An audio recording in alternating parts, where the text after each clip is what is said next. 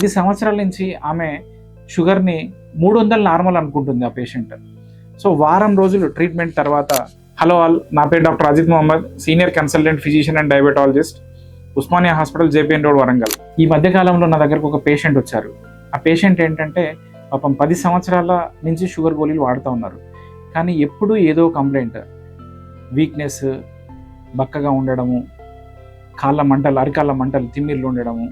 So sugar ఎప్పుడు చూసినా కానీ 300, 400, 500. సో బాధాకరమైన విషయం ఏంటంటే ఆ పేషెంటే చెప్తుంది, సార్ నాకు 300 నార్మల్ సార్ అని చెప్పేసి. సో మా దగ్గరికి వచ్చాక టెస్ట్ చేస్తే ఉస్మానియాకి fasting sugar values 395, post lunch sugar values 576 వచ్చిన తర్వాత నా తెలిసిన పాత పేషెంట్ వాళ్ళని తీసుకురావడం జరిగింది.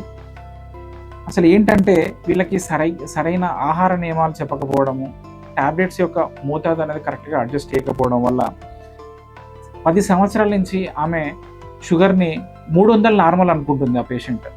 సో వారం రోజులు ట్రీట్మెంట్ తర్వాత 104 ఫాస్టింగ్, 109 పోస్ట్ లంచ్ అనేది రావడం జరిగింది.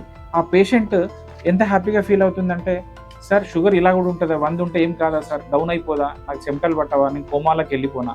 అంటే పేషెంట్ యొక్క పరిస్థితి ఎలా ఉందంటే, నాకు 100 షుగర్ అంటే నేను కోమాలకు పోతా అనే పరిస్థితిలో ఉంది, 300 నార్మల్ అని అనుకుంటుంది. సో షుగర్ అనేది సైలెంట్ కిల్లర్ డిసీజ్.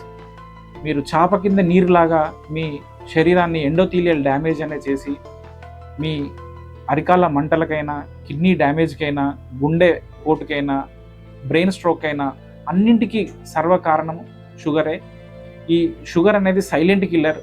షుగర్ అనేది అందరు కంట్రోల్లో పెట్టుకోండి. మీ target levels fasting nearly 100, post lunch nearly 160 maintain చేసుకునే విధంగా చూసుకోండి. Thank you.